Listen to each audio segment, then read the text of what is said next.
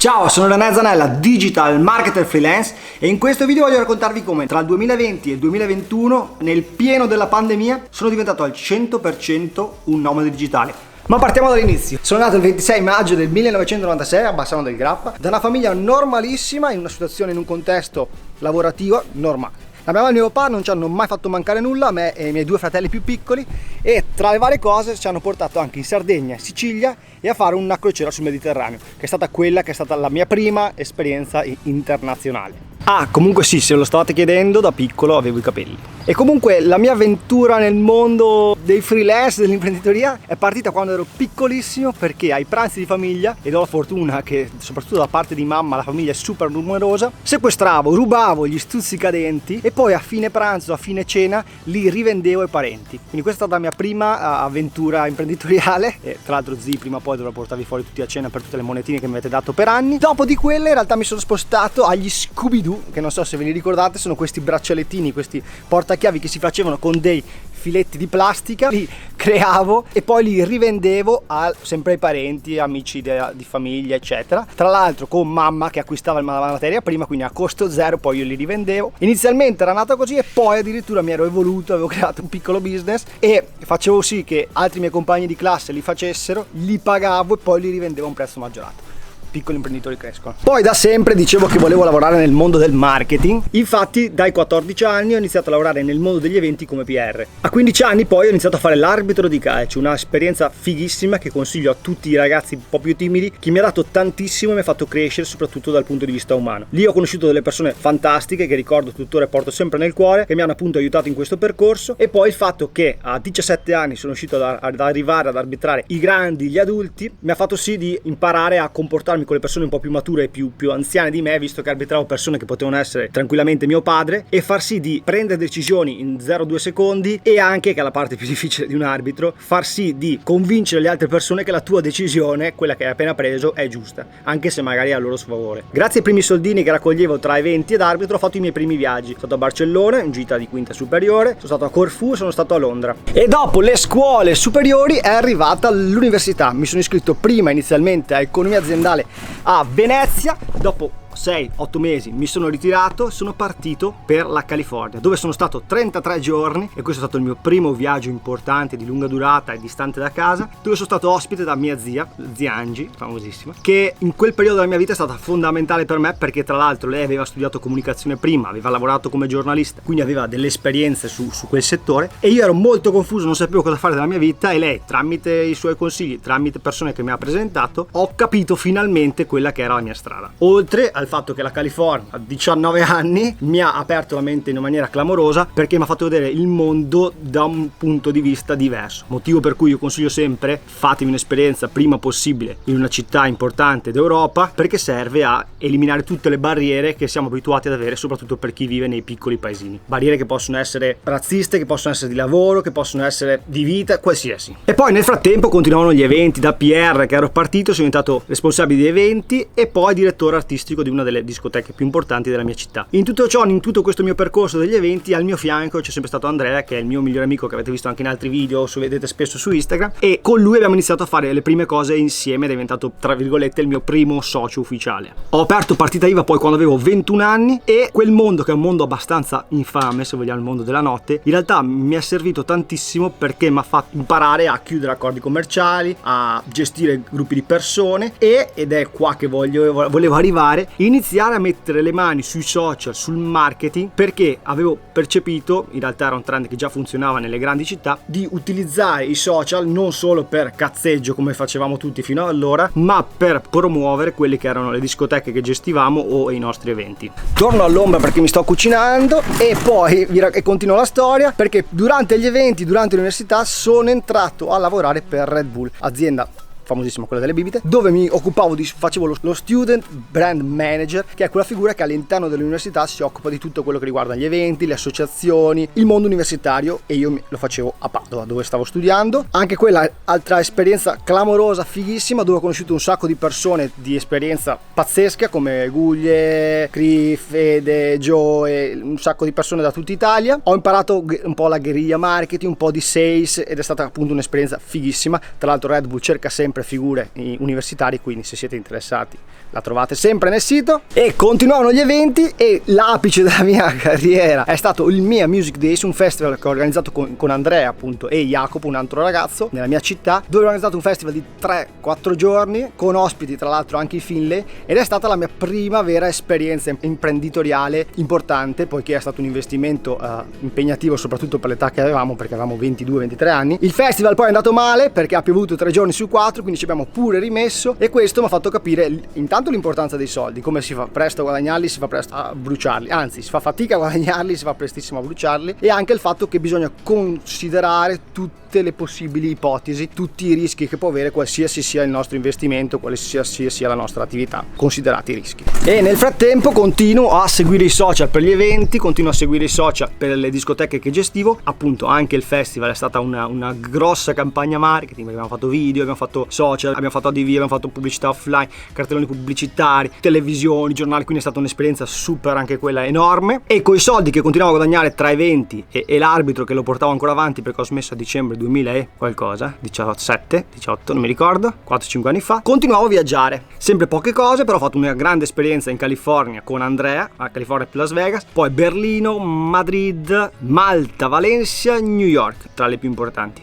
E poi Gran Canaria, da Stan e Alessia per la prima volta, e la prima volta anche in Portogallo, che ormai è diventata la mia casa. Ma avevo sempre il solito problema, budget limitato e soprattutto pochissimo tempo, perché appunto occupandomi di eventi dovevo essere fisicamente lì costantemente. Intanto concludo il percorso universitario, laurea in comunicazione, e inizio a seguire quelli che sono i primi clientini extra, diciamo, mondo della notte. Il primo in assoluto è stato questo bar-ristorante della mia città, con cui già collaboravo per gli eventi, e sono passato a seguire anche la parte di comunicazione social, Facebook e Instagram. Grazie Davide e Giulia, siete stati i primi a darmi fiducia, e lo ricorderò sempre. E poi una startup di Vicenza di cui mi occupavo della parte di digital marketing e la parte marketing più operativa, perché la parte di strategy, di gestione la faceva Lele, che è un altro ragazzo da cui ho imparato tantissimo, è un marketer super forte, super in forma, da cui tuttora ogni tanto imparo e prendo qualche suggerimento. E con questa startup, tra le varie cose che abbiamo fatto, siamo stati a Las Vegas in occasione del CES, che è la fiera dell'elettronica più grande del mondo, e in quell'occasione ho collaborato anche,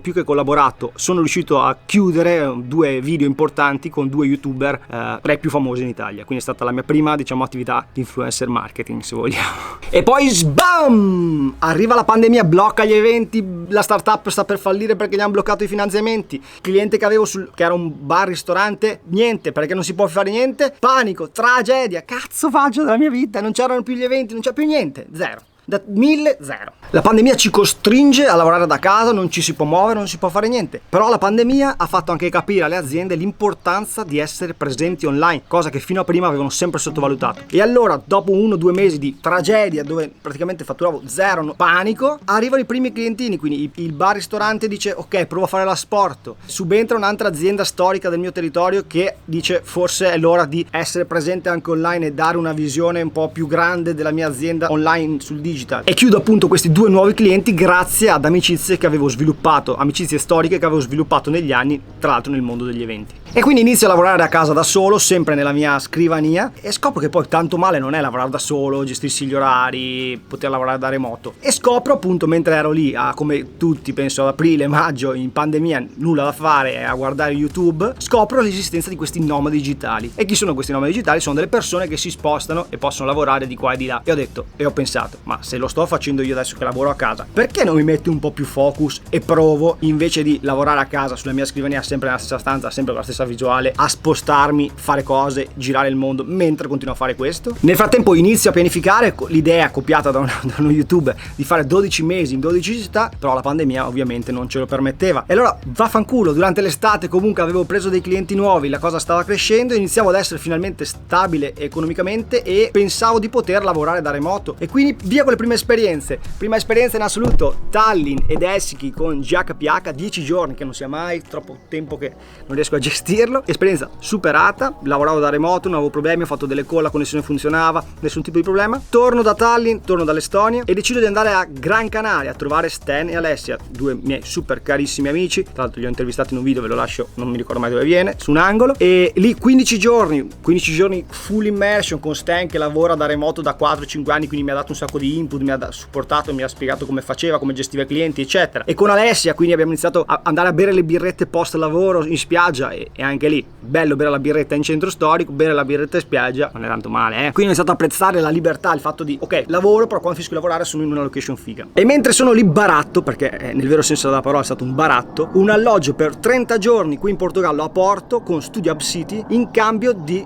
alcuni miei servizi digital. E collaboro appunto con Studio Hub City, di cui i soci sono Nuno e Rodrigo, due ragazzoni di 40 anni, e con loro scopro questo business che è il Vacation Rental Industries business, I don't know. Praticamente gestiscono case vacanze, quindi prendono case di altri, alcune sono anche loro ma la maggior parte sono di altri, le prendono in gestione e le affittano ai clienti su Airbnb, Booking e direttamente sul loro sito. L'esperienza a Porto va benissimo, 30 giorni dove mi dovevo gestire tutto, dovevo essere autonomo e andavo in palestra, andavo a fare la spesa, dovevo sistemare la camera, però potevo andare fuori, potevo tornare quando volevo, potevo fare le mie cose, riuscivo a gestirmi il lavoro. Esperienza top, sono lì, tutto va bene, tutto fila liscio, boom, Portogallo in lockdown, panico, un altro panico, che cazzo faccio adesso? E allora senti Andrea, un altro amico con cui tra l'altro stiamo sviluppando un altro progetto, un altro Andrea, non l'altro Andrea, mi fa, io mollo tutto, lui era ad Helsinki, mollo tutto e vado alle Azzorre con Miguel, un altro ragazzo portoghese, un'altra persona super che ho conosciuto, e così a caso partiamo, Azzorre, 2 mesi nell'isola di São Miguel, io, Andrea, Miguel e Elena, la fidanzata di Andrea. Un'altra esperienza, la più lunga, perché sono stati 2 mesi interi, dove sono riuscito a lavorare da remoto senza nessun tipo di problema, la connessione funzionava, c'era 2 ore di fuso orario ma non mi creava problemi, anzi sapevo che la mattina dovevo svegliarmi un po' prima, però la sera staccavo prima e potevo anche girare e fare qualcosa, quindi esperienza super positiva, promossa. Devo stare all'ombra perché sennò mi cucino. Feste di Natale, decido di tornare a casa. Tornare a casa perché comunque ero via da 3 mesi, puoi dire 3 mesi non è nulla, in realtà per 3 mesi per me era tantissimo e sentivo la necessità di stare un po' di tempo con la mia famiglia e con i miei amici. Quindi torno a casa per le vacanze di Natale, decido che voglio ripartire appena possibile e boom, altro lockdown, non si può fare più nulla di nuovo e fino al 13 di marzo mi trovo costretto a stare a casa. Quell'esperienza là mi ha fatto capire come se si può muoversi, si può viaggiare lavorando viaggiando, lavorare viaggiando, perché no andare in posti dove si può vivere meglio, anche tra virgolette provando a schivare quelli che erano i problemi della pandemia. E quindi 13 marzo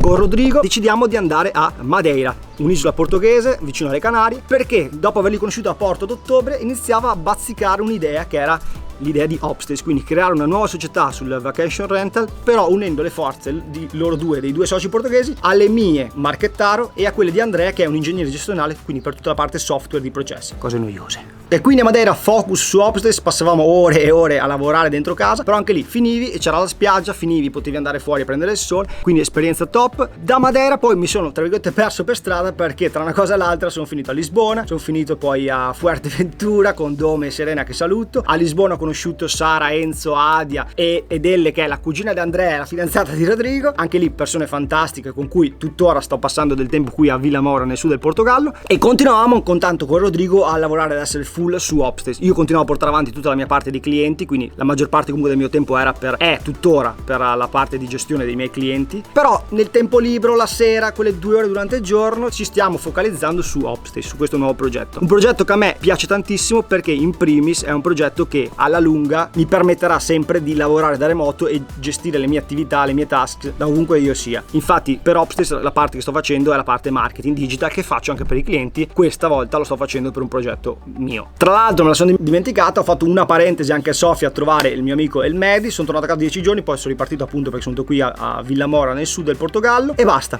E adesso siamo qui in questo contesto bellissimo e sabato, che è domani mattina, ritorno a casa e ho deciso di passare luglio e agosto, luglio sicuro, agosto vediamo, a casa. Faccio il contrario delle persone normali, ho deciso di fare le vacanze a casa perché appunto voglio stare un po' tranquillo. Comunque tutto boom vulcanico, però ho fatto 1000 cose in questi ultimo tra virgolette anno scarso, perché appunto la prima avventura impegnativa è stata agosto e siamo luglio, quindi neanche un anno totale, e ho deciso di rientrare. E se vi state chiedendo perché vi ho voluto raccontare questa storia lunghissima, ve lo spiego. A marzo dello scorso anno ero preso da bestie, come vi ho raccontato prima, cioè ho avuto dei mesi neri, non c'era lavoro, non si poteva fare niente, ed è proprio lì che ho capito che dalle difficoltà nascono le opportunità, perché proprio in quel momento, quando tutto sembrava andare a fanculo, avevo toccato il fondo, da lì ci si può solo rialzare e ho capito finalmente quelli che sono i miei obiettivi. E fidatevi che se davvero volete qualcosa, un modo o nell'altro potete raggiungerlo. Poi raga, viviamo una volta sola, quindi se una cosa non vi piace che state facendo, che sia il fidanzato che non va più bene,